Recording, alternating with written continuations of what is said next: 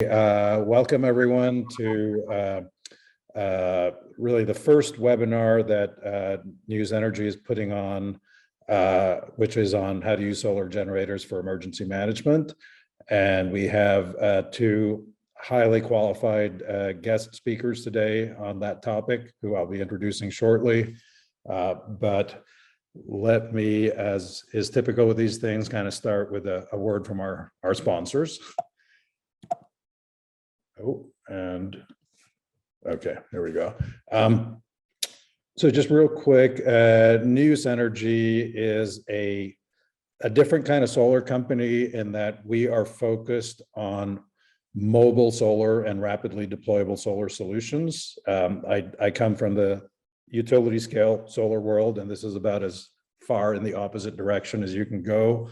And really, in kind of in one sentence, our mission, or what we're trying to accomplish, is to replace portable generators, fossil fuel powered generators, with solar generators. And the markets that we're currently active in are, and obviously you can tell by this webinar, disaster response, and that's really how we got to know, our friends at Footprint Project. That's how this whole thing started. And got to meet folks like Craig. But we also are active in the construction space, the telecom space, as well as festivals and live events. And here's just a quick overview of some of the organizations that we work with. So anyway, let me introduce our first guest speaker. So we have Craig Moreau, who's Chief of Emergency Management for Fayette County, Texas. Craig has worked as a firefighter, paramedic, senior captain with Houston Fire Department, and has been active in disaster response around the world. He's served in North America, South America, Europe, and Asia. He's been on response teams for multiple hurricanes, tornadoes, aircraft disasters, and other mass casualty incidents, both in the US and around the world. So really the request that we made of Craig here is to kind of share his experience, because he is a user of regular generators as well as solar generators. So we wanted him to share with you, what his experience has been. So Craig, I'll let you have the floor. And I'll start with a little map of where Fayette County is. Thank you very much. So Fayette County is a really idyllic place. It's kind of Mayberry most of the time. We've got Andy Griffith as our sheriff, and he's also justice of the peace and that kind of thing when things are going well. But when things go poorly, we have a rather robust and large operation. We've had some major floods through here recently. I think you guys might have heard us discussing some major forest fires and different things going on. Fayette County is situated between three major metroplexes: Houston, San Antonio, and just to the north of that map right there, you'll see Austin, Texas. And so we get a whole lot of people that come in the county transiently as well. So our population in the county is only 25,000, even though it's a very large county by landmass. But at any given time, we'll have about 40,000 people on the roads. And during big festivals, we'll have 100 to 150,000 that come into the county, which presents a big challenge when things go poorly, because our emergency response is set up for a population of 25,000. I've also got significant experience from my background as a Houston firefighter. As you can see, Houston's on the right side of your screen there. Houston's the third largest fire department in the world. I worked there for 20 years, still work there for another 90 shifts, not that I'm counting, before I can retire. And we've had a lot of major issues in Houston. As you know, we had Hurricane Harvey come through a couple years ago, dumped 50 inches of rain in just a couple of days, flooded most of the city. It was an unbelievable disaster. Had as much water as the Great Lakes dumped in the city of Houston within just a few days. So it was a big deal. We've also had helped out when there were hurricanes elsewhere. For example, in Hurricane Katrina, when the Superdome was filled full of people and we had to evacuate them, we evacuated them to Houston. And so during those times, we've used a lot of generators. I've had kind of mixed results with them. The big generators that come in are set up professionally by professionals to power, a mobile hospital, are generally run on petrochemicals of some sort, and we don't have a whole lot of issues with those, except when it comes time to getting enough fuel to put in them. That often is an issue. The small generators, on the other hand, often lead to personal injury and sometimes death. During Hurricane Ike, I had a young man who was trying to keep the lights on for his family. His personal generator ran out of fuel, and he went to refuel it. The gasoline ignited, and this perfectly healthy young man suddenly became dependent for the rest of his life. He had about 90% body coverage burns, severe injuries to his respiratory tract, and it changed his life in an instant. I've also seen portable generators end lives on a regular basis. Houston has the world's largest rodeo, and with the rodeo, we bring these very, very fancy horse trailers that cost six figures, and they've got little living quarters in them, and they're all powered by generators for the living quarters. The horses live in the back, cowboys live in the front. Very nice, unless you park them all right beside each other. And what happens year after year is you'll have two horse trailers are packed closely together, and one will suck in all the carbon monoxide from the neighbor, and you'll wake up with a dead cowboy and sometimes dead horses as well. We lose someone almost every year to this problem, despite having lots of warnings and telling people they need the carbon monoxide detector and everything else. So there's some niceties that come with having a gas generator, but there's also some definite vulnerabilities. My first experience with solar generators was with the Footprint project. We'd been in contact with them, kind of talked back and forth about it, and then we had a massive winter storm that shut down the electrical grid for all of Texas. And I met with some of the folks from Footprint in the middle of the night. It was about 9 degrees outside, which is about 70 degrees colder than it normally is in the winter in Texas. And we got one of these generators. You can see it there.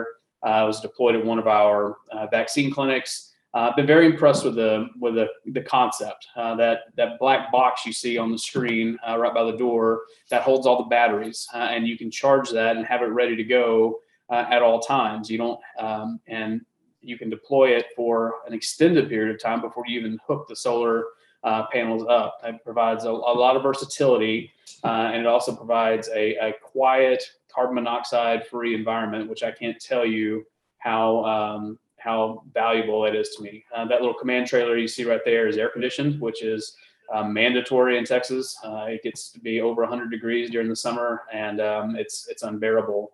And so a command trailer has to have air conditioning. We've also got a stack of radios, lighting, emergency lighting in there, and I can run that command trailer right there for about 16 hours before I plug in the first solar panel. Which means if I need to deploy it in the middle of the night, I just flip a switch and it's ready to go. I don't have to worry about whether the carburetor is gummed up. I don't have to worry about whether or not the fuel is fresh. I don't have to worry about whether or not I have fuel. I don't have to worry about storing fuel inside a trailer, which is a fire hazard. And I don't have to worry about the noise and the carbon monoxide. So my experience with this has led me to what I hope is going to be the next step. And that's going to be deploying a ready-made command trailer that has the panels already built in and all that. I put in for a grant last year for one of those command trailers that are solar powered. Did not make it on that grant cycle, but we're going to continue trying in the future. And if it doesn't go through, we're looking at potentially buying it in-house. But I do believe in it, and I think it's a really good thing. The slides are moving a little faster than. Sorry, Craig. I just jumped ahead to kind of match up to your points, but okay. Feel free if you want to kind of backtrack, and we can talk a little bit about some of the considerations. Sure. No, that's kind of the issues that I've dealt with both the gas generator and the solar generator. The solar generators, they're built pretty robust. I haven't had any issues with maintenance. I haven't had any issues with trying to make sure they're up and ready to go. It's nice being able to just flip a switch and move on. Every time you deal with a regular generator or any other gas-powered equipment that you haven't used and don't test on a regular basis, you wonder, is that engine going to start? You know, small engines are finicky, and it does not take a whole lot to get them gummed up. And as we've seen during several disasters, sometimes gasoline is just not available. And when it is available, it might be some gasolines of lower quality, and it might cause even more trouble. Do you want me to run through the components of the solar generator? Or Sure, is Will? sure. Yeah, voltage solar generator, it's relatively simple.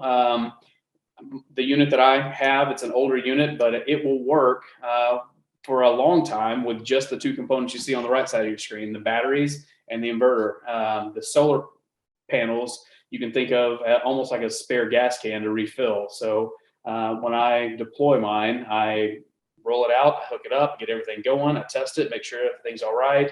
Go get a cup of coffee, check on the crew, and then I set up the solar panels. And it's kind of nice to be able to do that. And the solar panels will charge if you have them positioned improperly, but they charge a lot better if you have them positioned the right way. And we move them throughout the day somewhat. But usually the first thing I do is I just kind of find an area where they're not going to get walked on, and I put them on the ground and hook them all up and make sure they're charging the system. And at that point, then we'll start moving them and getting them properly situated.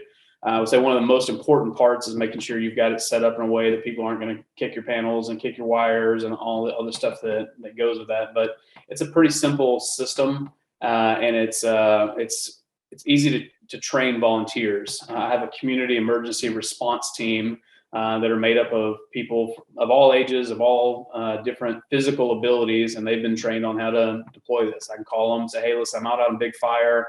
I need y'all to go get the command trailer and the solar generator and get it all hooked up. And I can go back to worrying about the fire until it's all hooked up, and we can use it for providing food and water and whatever the guys need. I can use it as a command trailer.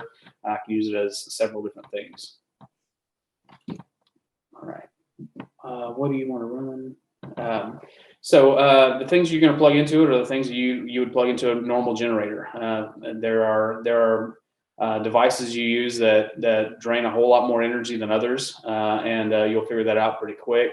I would recommend testing your systems you might want to use before the emergency happens. You know, if you think, hey, I'm going to set up a big old huge bank of electric heaters, you probably don't want to be figuring out whether you need to do that when it's 10 below zero. You're trying to keep old people warm. You want to try that out on a good day, on a blue sky day, we call it. That may not be the best thing for a solar generator. If you want to try running LED lights or an efficient air conditioner or these other things, that probably is going to work very well. But even still, I would recommend trying it out well before you get to the event where you're going to need it. When it comes to an emergency management standpoint, and also really for an industrial standpoint, you don't want to get out to the workplace and, hey, this is my only option, and I've never tested it before. It's important to be familiar with your equipment, no matter what you're doing. Great. So I think we've covered this slide, Craig. So I think we'll bring Will in, and then we'll save questions. People can enter their questions in the chat. And we'll address them at the end. So really appreciate that input, Craig, and hopefully there'll be some good questions for you at the end. Thank you. So our next speaker is Will Heegaard, who's the founder and operations director for Footprint Project. He serves on the board of the Minnesota Volunteer Organizations Active in Disasters. And in his current role at Footprint Project, he's led the organization to more than a 500% growth between 2019, which was when he and I first met. Will is also a registered paramedic, and he's worked with a number of different organizations, including the International Medical Corps around the world, in the Philippines after Typhoon Haiyan, in West Africa during the Ebola outbreak, which is really kind of his aha moment, which I'll let him tell you about. Today he's going to share more information with us about Footprint Project. So I'll hand it over to you, Will. Thanks, and I am just thrilled that this type of conversation is happening. I think it's really exciting to see, particularly domestic U.S. Emergency managers start to grapple with the real challenges of energy in large-scale disasters. I mean, a lot of this technology has come out of the international disaster response community, particularly in groups that are working for long periods with difficult fuel supply chains, but it's really important, I think, as our disasters get worse, that we're looking at this just on our home front. So I'm going to step back just a second and give a brief overview of what Footprint Project does. We're a small nonprofit based out of Minneapolis, Minnesota, and our mission is to help communities build back greener after disasters by mobilizing cleaner energy systems to those communities in crisis. And that's really how we first got in contact with Craig after the Texas winter storms. I am just like amazed at how well, Craig, your team has been able to utilize that system. That was a very, what I like to call DIY solution, in the sense that the components of the solar generator were sourced in part with New Use Energy's help, but it was really assembled in the field. Simply because a lot of times there's just not enough equipment integrated in certain regions for ahead of a disaster. So it's been a real pleasure to watch how kind of you've taken that kit and made some real operational use out of it. And this is what we see a lot in our work across the domestic US. We deploy these systems to help communities develop their own mobile solar generator programs. And then when there's a large scale power outage, deploy everything that we have available or that we can find and fund in a region to support emergency managers and first and second responders on the ground.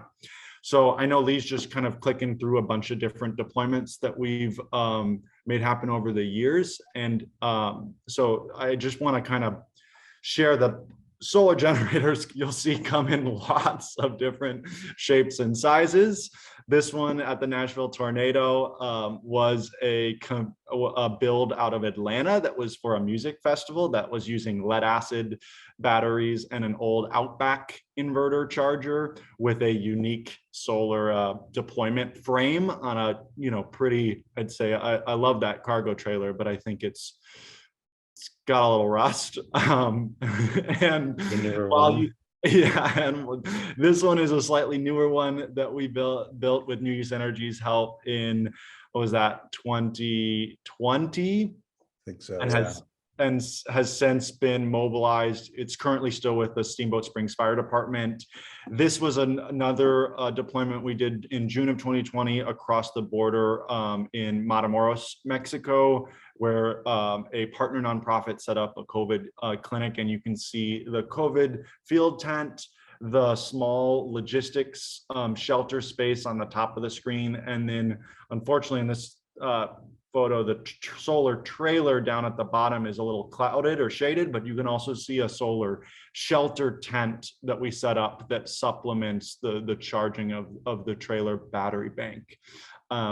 So we do a lot of, basically it's fitting the power, matching the power needs of the site and the users to the equipment that we can bring to bear during the disaster. This site was Cloverdale Citrus Fairground in just north of the Bay during one of the PSPS events in October of 2020. This was the first time we used a solar trailer to plug in to a building using a manual transfer switch to isolate the building from the grid itself. So I think there's a really interesting trend that'll be growing, particularly as the electric vehicle market starts to expand, where you'll start to see these unique ways of bringing electricity into areas that otherwise don't have it without just single source fossil fuel generator systems, but using a variety of different mobile solar generators, battery, hybrid systems to make reduce fossil fuel use in the field and reduce costs. This was after Hurricane Ida, which was by far our largest deployment to date. We mobilized more solar power and battery storage capacity in the first 2 weeks after Hurricane Ida than we had all of 2020. Sorry, that's September 2021. That's my fault. But this command center was set up in Houma, Louisiana. And you can see there's 2 battery banks underneath on the underside of those solar fields that were set up as a ground mount system. And it's just, I find it interesting because you can put batteries in a trailer, you can put them on a pallet. There are many ways to make this kind of puzzle work, but it really is case dependent for what's the best fit for the operation, right? So there's a lot of matchmaking that goes on to kind of power up various energy needs in the field. And then most recently, we did deploy 2 of these palletized microgrids to the Kentucky tornado events in December. This was one of the hardest deployments we've ever done, simply because it was cold. The weather conditions were really challenging. It was cold, and the site here at the University of Kentucky Research Center was trying to run heaters off of these 2 for these 2 container offices, which is their only shelter right now and office coordinating space.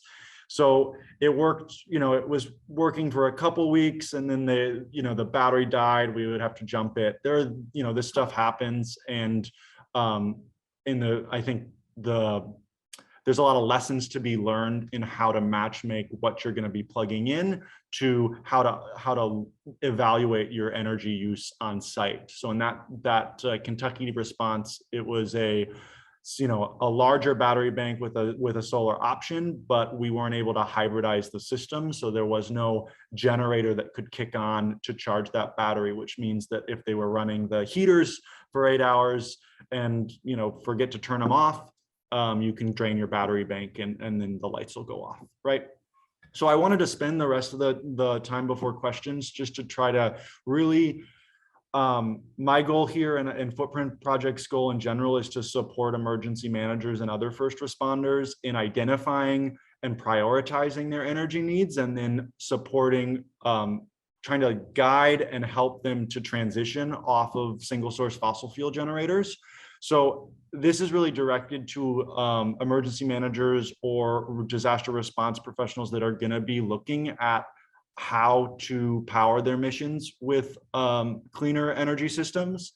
And I think the first step to any of this is really getting a clear idea of what your critical priority and desired loads are in the field, because then you can start to triage what you're going to plug in and how much of a battery bank you have to work with based on a number of different pieces of this puzzle, which include, the time, how long you're going to deploy it, where it's going to be deployed, how cloudy is it, how sunny is it, are you under a tree, right? And at the end of the day, it also comes down to budget, which Footprint Project does try to support in subsidizing the cost of these generators when we can, or donating them outright, like we did with Craig in Fayette County. But we just don't have. I wish I could give out solar generators to everyone, and we're not there yet. But we do provide support ahead of time, ideally ahead of the disaster. We can help work through what your load profiles are for different equipment or emergency plans, and then provide some help sourcing or funding these types of systems. So for all the emergency managers or disaster responders on this call, please reach out. We'd love to try to get ahead of that, because when we know what you're going to plug in ahead of the storm, we can kind of get you set up for success, even if that means we're towing that battery in during the storm, if that makes sense. Yeah, I guess, Lee, I'll pass it back to you, but I just wanted to say that there's a lot of learning that needs to go on within the disaster response and emergency management community around understanding what your energy loads are in the field. I think Craig did a really good job of identifying that, like, if you're trying to run heaters, you need a really big battery bank, right? An efficient air conditioner is doable, but it's still challenging depending on how cloudy it is during the day. So we're looking to expand our training opportunities for emergency managers and disaster response partners. So please reach out to us or our website to stay in touch and hear more about those updates, because if we can get y'all educated and trained up on how this equipment works, everyone will have a better time when shit hits the fan, and we will be able to support our communities better. So that's the whole goal. Thanks, Lee, for making this call happen. Yeah, no, thanks very much, Will. And, just to kind of add to yours and Craig's points about, solar generators versus regular generators, I think, I think that analogy of the solar panels being or the battery being the gas tank and the solar panels being the gas, I think it's just a different way to think about it, because even with traditional generators, the amount of stuff you can run is finite, right? Depending on how much gas you have or how big your gas tank is. And so I think, the big difference is once you run out of gas with a regular generator, unless you have that supply chain open and can refill the tank, then that's it, right? And in the case of solar, while, it is possible that you'll end up draining the battery if you're not careful, you're not mindful, as long as the sun comes up the next day, then you'll get to top up the tank again, right? And so I think that's one of the big differences, particularly in remote areas. So, just to kind of wrap up this presentation before we get into the Q&A, I'm going to take everyone through a quick review of, the mobile and rapidly deployable products that New offers. And a lot of these products, I just want to say, have really been developed as a result of our relationship with folks like Footprint Project and Craig and others that give us feedback, right? So our target is not the consumer who wants something that's going to look good in their living room, sort of cool technology, but more, the professionals like Craig, like Will, or what we can call the prosumers, who are really focused on the ruggedness and the functionality of the product rather than kind of the bells and whistles. So I'll start kind of from small to big in terms of the product lineup that we have. So the first product lineup that we have here is our ultra portable power packs. And so as you can see, these are kind of like little suitcases. We have 3 sizes. 1.5 kilowatt, 2 kilowatt inverters, kind of your generator capacity equivalent. And from a battery storage standpoint, it's, just under a kilowatt hour, 2.2 kilowatt hours to 6.2 kilowatt hours, which is a good size. We don't have the large one here, but you can see the small one, which can very easily power, radios. Since Craig is from Texas and I love Texas barbecue, I thought I'd show him my Traeger smoker grill, which is actually being powered by our smallest product very easily. So you can cook over 20 hours, smoke over 20 hours using this thing. And then this is our mid-size suitcase or power pack. Shown here with kind of a standard. This is about 280 watt solar panel, which can be hooked up to this thing. So all of these products are designed to be charged by almost any solar panel, as long as its output falls within a certain voltage and amperage range. So the next step up is our SunKit line. And we're particularly proud of this line because this is really where, the work and the feedback that we've gotten from Footprint Project has informed the product. A lot, even though this is a relatively new area, when I met Will, he was already deploying many of the products on the market, essentially what he could get his hands on. And found a lot of them to be lacking either in terms of capacity, but probably more often in terms of the durability of the product. a lot of these all-in-one consumer products are designed for occasional use, maybe a weekend camping, but not 24/7 all day, every day for an extended period, right? And that's really what the SunKit is. It's a little bulkier. You need usually 2 adults to pick it up and put it in the back of a truck. But essentially, this is a robust field serviceable system, which is another important thing for disaster relief, that can really be used if needed as a permanent system. And then finally, we've got our sort of largest products, which are the sun-based trailers.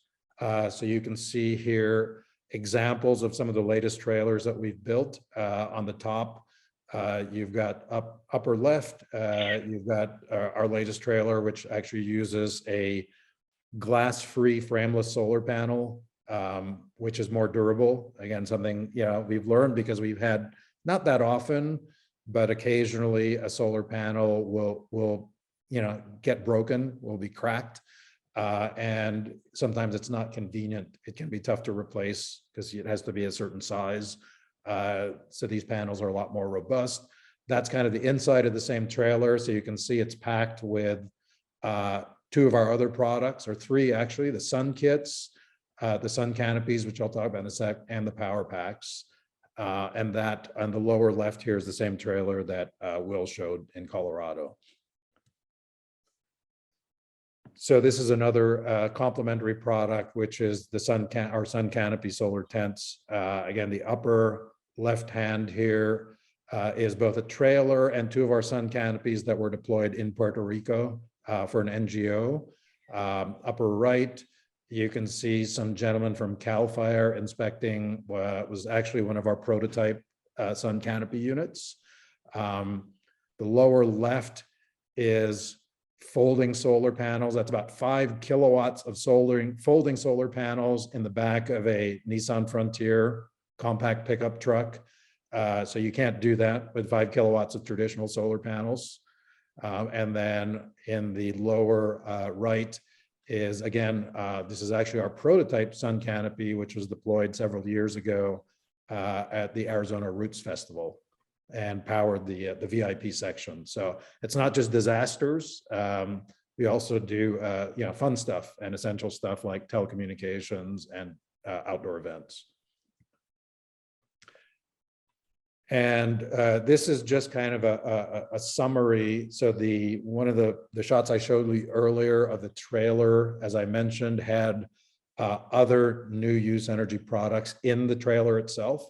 So that was actually a concept that Will and Footprint Project kind of proposed to us because they saw the usefulness, right, of having an enclosed solar trailer packed with other solar systems in it. And that was really that resulted in the birth of what we call our MOSGen, or mobile solar generator network. So you have the trailer. Inside the trailer, you have a couple of Sun Canopies. So that's up to 6 kilowatts of additional solar generation. And then you have, in this case, we had 6 SunKits, which were charged by the Sun Canopies, and up to 20 of our small power packs, right? All in one bundle. And finally, just some pictures of our team, various members of our team, installing off-grid freezers and other systems.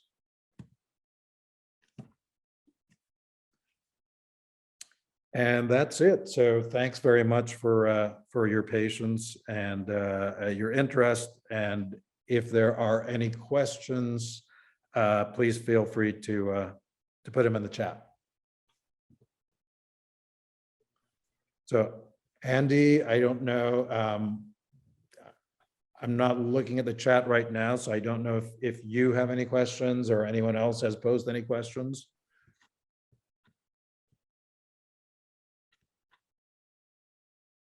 So first of all, Andy, can you hear me? Oh, hang on a sec. I think Andy might be muted. Sorry. Haley, for Yeah. for just to break this ice, all right, Linda just put a chat in the what are the systems costs, so maybe the rough cost estimates, and then I'd also, I think it'd be worthwhile to share kind of what are the ideal, use cases or things that could plug in that are like the easiest wins for Sure. emergency managers, and either I could help with that or by all means go. I'm sure you know. Yeah, no, absolutely. I mean, and yeah, the Q&A was very much so for you and Craig as well as us. So from a price standpoint, MSRP, our power packs, the smallest power pack starts at just around $1,000, just under $1,000, and goes up from there. And then the SunKits. We have two versions, one with and one without an enclosure. So those start at roughly $3,000 to $4,000 and up.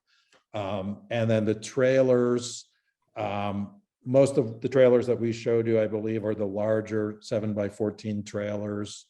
So those are typically in the typical trailer configuration without the stuff inside, but with its own independent solar system.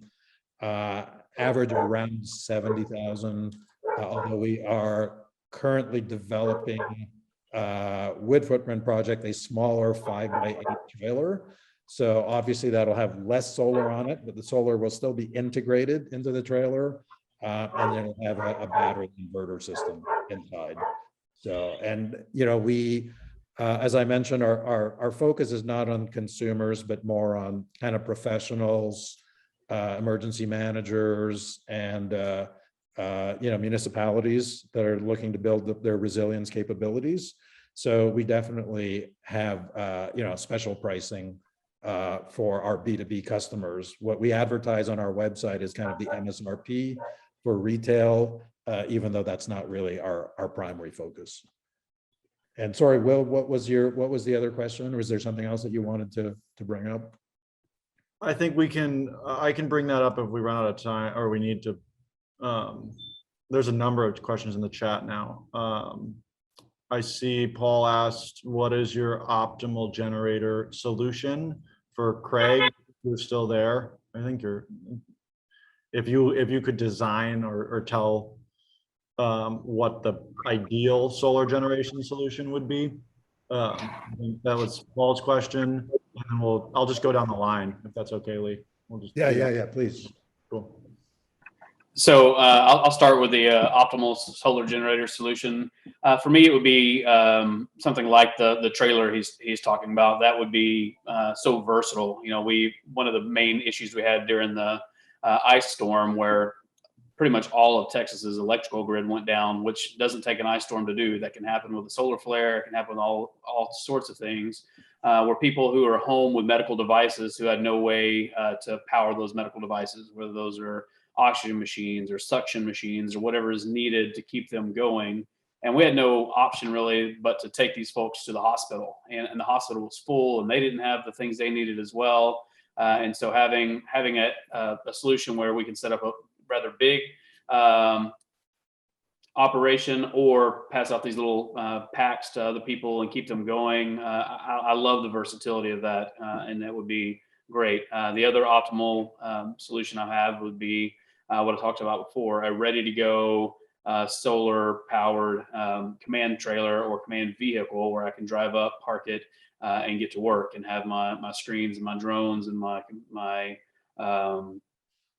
radios and have all that together in the same place. Also, ideally in that trailer, I would have a lot of ice packs and chilled water and things that can help first responders when they're dealing. So those are the two solutions I would love to have if I just had a magic checkbook tomorrow.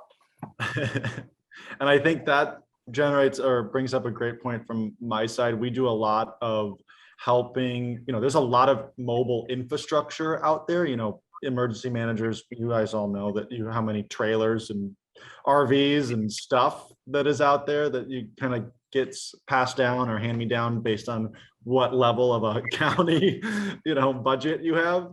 And so a lot of what I've noticed, particularly we've noticed with footprint projects, is that we get a lot of questions about like, hey, we have this emergency command vehicle that is, 1992 Ford, whatever, it has this air conditioner. There's a lot of, we can help and really save a lot of time and money for folks that are looking to source that type of equipment, because those are all very custom integrated systems that are going to be based on your roof weight, how much space you have, what size battery bank you need, where it would fit in your EOC, right? Your mobile EOC.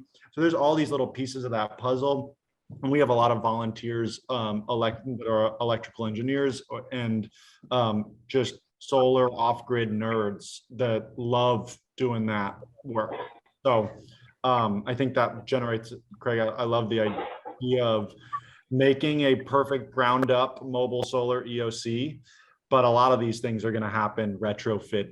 Most of the work is going to be retrofit for the next, Absolutely. few years. Emergency services almost never has that, magic. we're primping and saving and duct taping things together. That's kind of the nature of what we do. No one gets us to have all the toys right away. That's very rare. There's another question that says, do you find that some emergency responders situations still require hybrid genset options for making sure critical power is 24/7? For me, in my application, the answer is yes. First of all, I don't have enough solar to power everything, and there's certain things that I need a generator to come in on a truck that produces many kilowatts of electricity to run our sewer system or our water or something of that nature. But I will say that the solar systems have a huge advantage in that we don't have fuel problems by and large when it comes to solar. And I've never been a part of a major hurricane or major fire that didn't have some sort of fuel issue.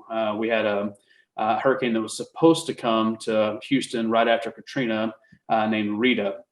And it was supposed to be pretty much just like Katrina, except hit Houston proper, and we evacuated the city. And that did not go very well at all. The hurricane itself wound up being kind of a paper tiger, was not that big of a deal, but we lost tons of lives on the road when they ran out of gas and overheated, and some of them burned to death on the side of the road because they started a fire and it caught. And I mean, it was a disaster, and that disaster was mostly gasoline related. If we had enough fuel to get them down the road, we wouldn't have had the deaths that occurred.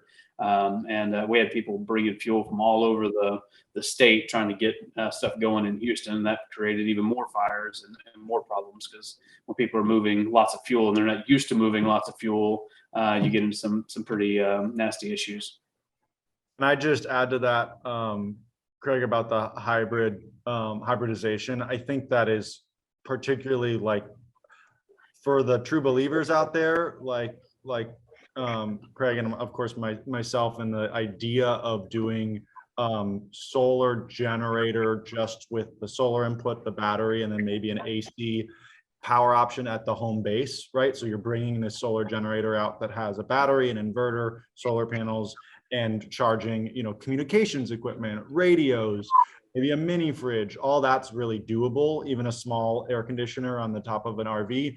But as soon as you get into large, plus 5 to 10 kilowatt loads, you need a really big battery bank to support that stuff 24/7, or without a hybridized solution. And that's, I think, Chaz, what you're getting at is critical, that a lot of this equipment will be hybridized in certain scenarios where a lot of either it's pre-integrated, so the system arrives and all you need to do is turn it on, the battery talks to the generator and tells the generator when to kick on, right, to recharge the battery, which is I think we'll see a lot more of those systems coming out as this industry kind of takes shape.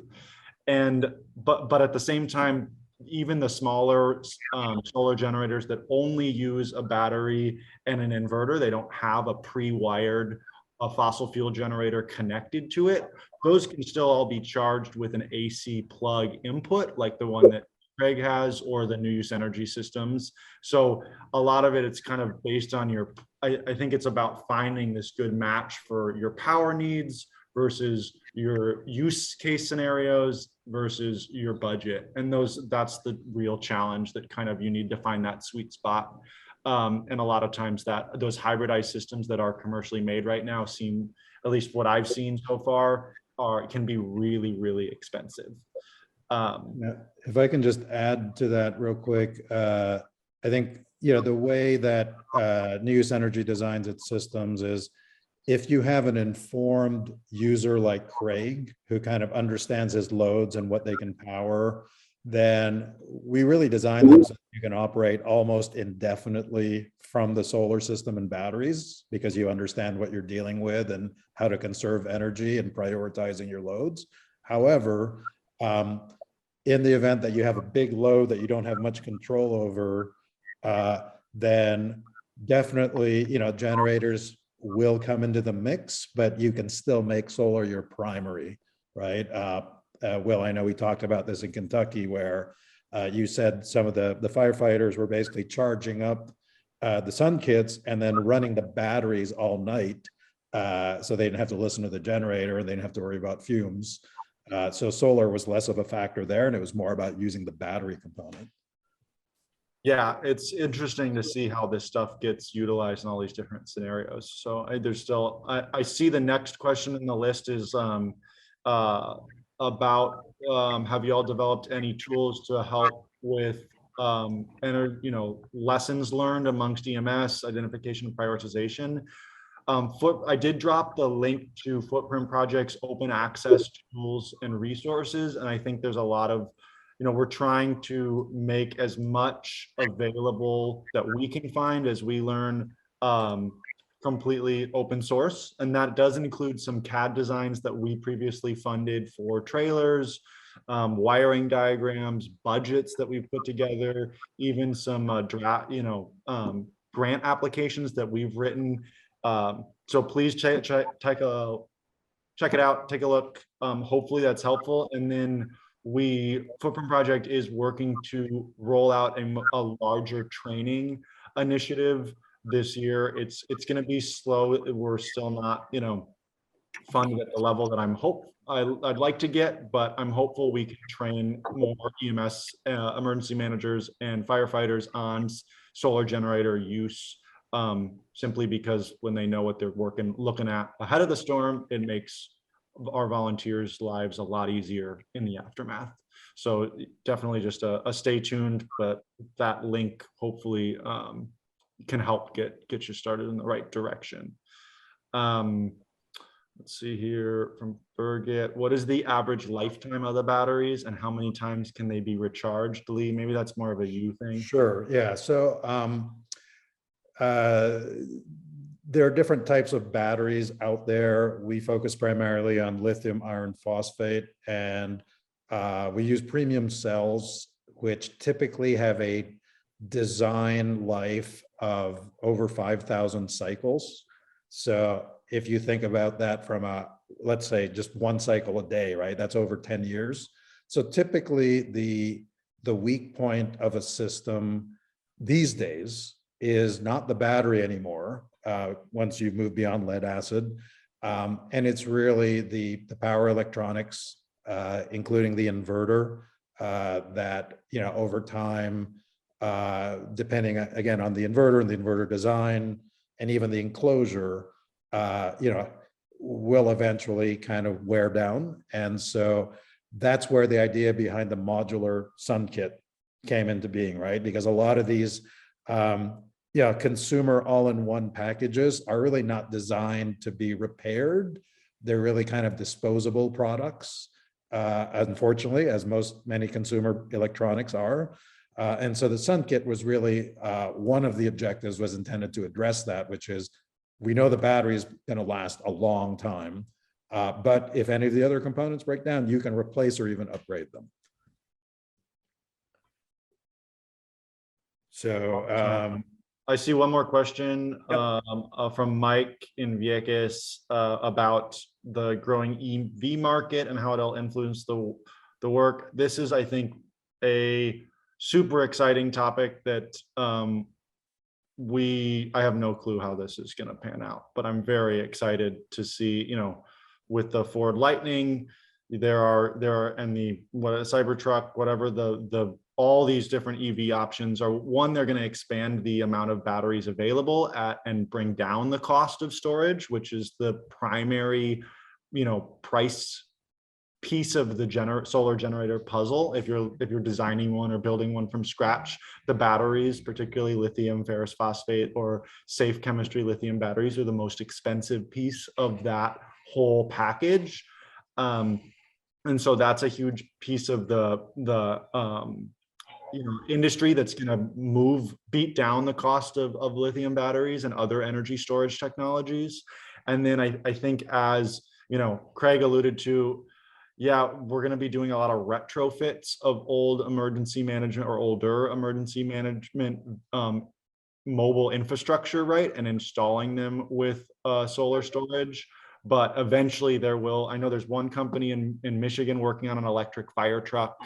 There will be eventually the mobile solar battery, all electric command center thing that's going to cost, $500,000 to $1 million, right? But it will be a completely self-sustaining little Mars rover that hopefully we will all have access to before everything burns. I was going to say, I think there's a complementary relationship here between the types of mobile solar systems we're talking about in EVs, because while EVs can definitely function as basically a big battery that is on wheels, right? That you can in an emergency power your home or your command center or whatever. Eventually, they're going to have to be recharged. And as I mentioned, all of New Use Energy's products are designed first as solar systems, not as portable batteries, but as solar systems. And so, rule of thumb that I've learned, and this is kind of generic, but today's electric vehicle gets I think it's about 6 miles per kilowatt hour. I mean, that can go up or down depending on the efficiency, but on average, I've read it's about 6 miles per kilowatt hour. So, we're talking about modest systems here, but like, let's say the trailer, which our medium trailer has 4 kilowatts of solar and can generate over 20 kilowatt hours of electricity, on a sunny day. Then assuming you just kind of put all of that into an EV, that gives you about 120 miles of range, right? So, and then you can kind of scale up and down depending on the product. But I just find that's kind of a useful statistic. EVs, do take up a lot of power, but if you think about it just in terms of 1 kilowatt hour per 6 miles, that's kind of the relationship between EVs and what a solar system can produce. And I would just add that if anybody has a direct line to Ford, Rivian, or the Tesla Motors that knows a donor there that could hook me and Craig up with some sweet tech, we would happily talk to them literally any time of day or night. I'd love emergency management stickers all over a Tesla truck and show people that you can use an electric truck in the middle of the country, but that'd be super fun. Tesla just moved a massive factory right up the road from us, so I'm going to start suddenly dropping some of the hints, see if I can find somebody in that group. So if you're on this call, all right. Unfortunately, I do not think they're on this call. But Craig, they're moving closer to you, so that's good news. Yes. Awesome. I think that's all the questions, Lee. I don't know if you had any others. Yeah, I think so. So I guess we'll kind of do a last call here if anyone has any follow-up questions. And while that's going on, for the emergency managers out there, I want to make it really clear, solar generators are perfect for communications equipment, lighting, and small scale refrigeration and small scale air conditioning. Please, if Footprint Project sends you a solar generator during a disaster, please don't plug your electric heater into it. It's not going to be a good time. You're going to drain the battery, and then we'll have to send a volunteer out to grab it and train you. So that's my little last point. Look at learn what a kilowatt is. For God's sake. And a kilowatt hour, yes. So, well, Will and Craig, thank you so much for sharing your real world experience with everyone. And if anyone has any questions, if you don't have Will or Craig's information, feel free to ping us at new, and we'll put you in touch, either put you in touch with them or we can respond. So thanks all for your time, and hopefully we'll see you at the next webinar, which is still kind of TBD. But have a great day, everyone.